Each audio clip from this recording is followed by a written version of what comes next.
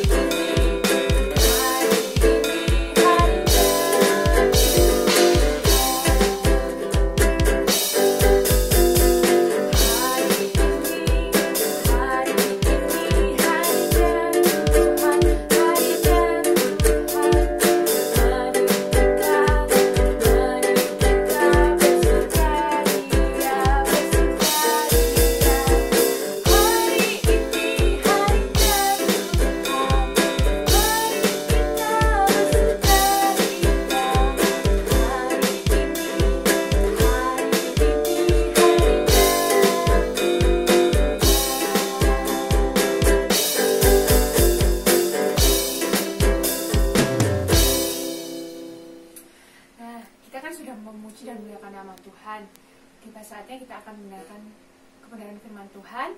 Sebelum itu kita akan pujikan Yesusku panggil, Yesusku undang. Yesusku panggil, Yesusku undang.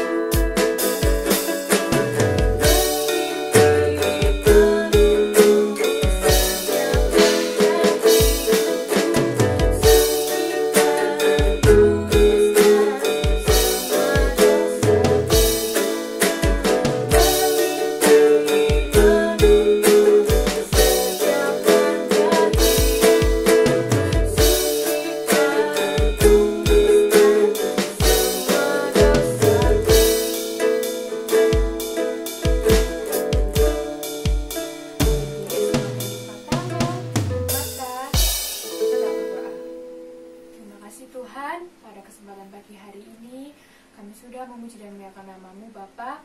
Sebentar kami akan mendengarkan kebenaran firman-Mu Tuhan. Berkati supaya kami dapat menjadi anak yang dengar-dengaran Tuhan. Terima kasih Tuhan, kami sudah berdoa dan mengucap syukur. Haleluya. Amin. Salam adik-adik semua. Apa kabar? Semoga semuanya dalam keadaan sehat, tetap sukacita, tetap semangat belajar kebenaran firman Tuhan, semangat memuji Tuhan dan memuliakan Tuhan.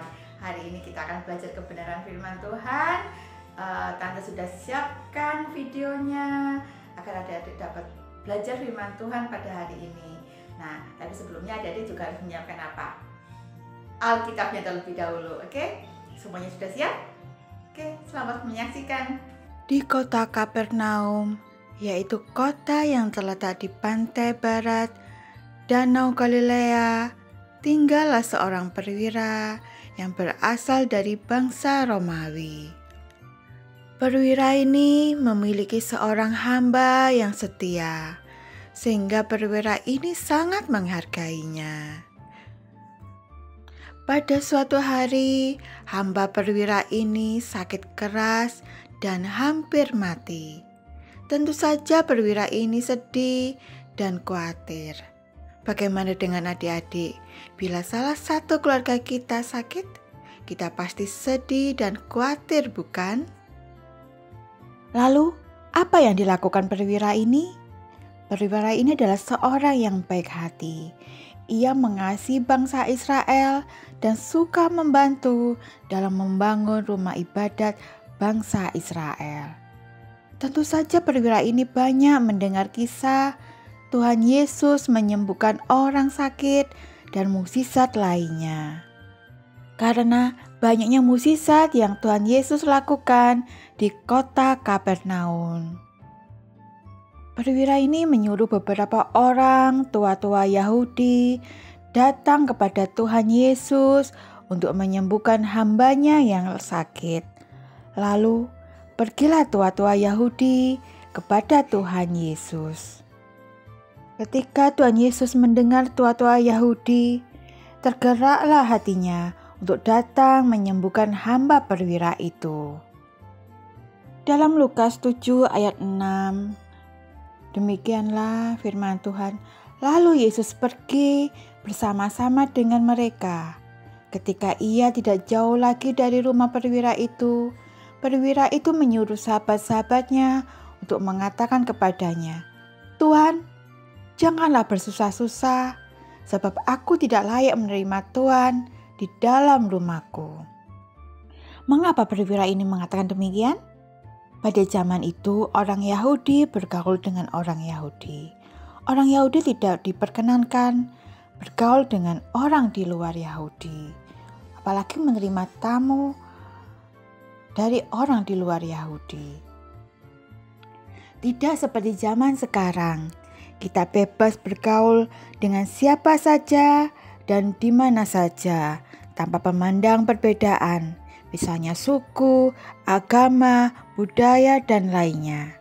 Sehingga perwira itu merasa tidak layak menerima Tuhan Yesus. Dalam Lukas 7 ayat 7 demikian firman Tuhan. "Sebab itu aku juga menganggap diriku tidak layak untuk datang kepadamu. Tetapi katakan saja sepatah kata, maka hambaku itu akan sembuh." Perwira ini sangat mempercayai kuasa Tuhan Yesus. Dengan Tuhan Yesus berkata sepatah kata saja, hambanya pasti sembuh. Maka heranlah Tuhan Yesus dengan iman percaya perwira ini yang tidak didapati pada bangsa Israel pada waktu itu. Dalam Lukas 7 ayat 10, demikian firman Tuhan. Dan setelah orang-orang yang disuruh itu kembali ke rumah, didapatinya lah hamba itu telah sehat kembali. Bagaimana dengan adik-adik? Apakah adik-adik memiliki iman percaya kepada Tuhan Yesus? Apapun masalah yang adik-adik hadapi, percayalah bahwa Tuhan Yesus sanggup menolong adik-adik semua. Nah, adik-adik, demikianlah firman Tuhan pada hari ini. Kiranya firman Tuhan ini dapat menolong kita agar kita menjadi berkat bagi sesama, sehingga nama Tuhan dipermuliakan. Nah, adik-adik, demikianlah cerita tentang perwira di Kapernaum. Nah, kita juga bisa petik pelajaran dari kisah tersebut. Gimana pelajarannya? Pertama, tentang perwira di Kapernaum. Dia seorang yang baik hati, dia suka menolong, dia membantu membangun rumah ibadat orang Yahudi. Walaupun dia bukan orang Yahudi, dia juga mengasihi hambanya. Dia juga punya apa? Iman, percaya kepada siapa? Kepada Tuhan Yesus. Ketika dia mengalami masalah, dia minta tolong kepada Tuhan Yesus dan dia mempercayai Tuhan Yesus. Itu yang pertama. Yang kedua, gimana? Tuhan Yesus itu datang ke dunia bukan hanya untuk menebus dosa kita, tetapi dia juga untuk menolong, memberkati kita semua. Tuhan Yesus tidak memandang siapapun. Dia memandang tua muda, dari mana dia berasal. Tapi Tuhan Yesus mengasihi semua orang, siapapun dia. Tuhan mengasihi saya dan adik-adik semua dan semua orang di dunia. Nah, yang ketiga adalah tentang siapa? Tua-tua Yahudi dan sahabat-sahabat perwira. Mereka juga orang-orang yang mengasihi, yang peduli. Ketika perwira itu mengalami masalah, mereka peduli, mereka bersimpati. Mereka apa? Siap menolong perwira tersebut dengan menemui Tuhan Yesus. Nah, adik-adik kan sudah diberkati oleh Tuhan Yesus dengan berkat yang melimpah. Adik diberi nafas hidup sehingga adik bisa apa? Memuji Tuhan, adik bisa belajar Alkitab, adik bisa belajar di sekolah, bermain dan semuanya. Itu berkat Tuhan yang luar biasa. Nah, kalau adik-adik sudah diberkati Tuhan, adik-adik juga harus gimana? Harus menjadi berkat bagi sesama agar nama Tuhan dimuliakan. Bagaimana caranya? Caranya adik-adik bisa memberikan persembahan, yaitu misalkan dalam bentuk barang, uang kepada siapa aja yang membutuhkan, kepada gereja, kepada teman, misalkan saat ini ada musibah bencana, adik-adik bisa memberikan bantuan. Yang kedua, adik-adik bisa memberikan bantuan lewat apa? Lewat tenaga. Misalkan ada orang yang membawa barang banyak, adik-adik bisa menolong membawakannya. Yang ketiga, adik-adik bisa memberkati dengan apa? Dengan doa. Nah, adik-adik bisa mendoakan siapa? Adik-adik bisa mendoakan mama papa, mendoakan saudara, keluarga, teman, gembala, guru-guru sekolah minggu. Adik-adik bisa mendoakan juga untuk kota tempat di mana adik-adik tinggal agar tetap aman. Juga bangsa Indonesia ini dan seluruh bangsa ada di dunia ya, agar semuanya aman dan misalkan agar virus corona juga segera berlalu. Itulah, jadi kita harus menjadi berkat bagi semua orang. Nah, sebelum kita berpisah satu sama lain, kita tutup dalam doa. Nah, kita lipat tangan, tutup mata, kita berdoa. Tuhan Yesus, terima kasih atas segala berkat dan kasih Tuhan pada hari ini. Terima kasih karena Tuhan sudah memberkati kami dengan berkat yang melimpah, berkat kasih sayang yang dari Tuhan Yesus. Tuhan, tuntun kami agar kami dapat menjadi anak-anak Tuhan, menjadi anak-anak terang yang dapat menjadi berkat bagi sesama, bagi semua orang, agar nama Tuhan dimuliakan. Lindungilah kami selalu Tuhan Yesus dimanapun kami berada. Lindungilah dengan darah-Mu yang kudus, baik untuk kami, untuk keluarga kami, untuk orang-orang yang kami kasih. Di dalam nama Tuhan Yesus kami bersyukur dan berdoa. Haleluya. Amin. Oh ya, adik, hari ini kan sudah kita akan memasuki bulan Desember. Tante mengucapkan selamat hari Natal. Tuhan Yesus memberkati.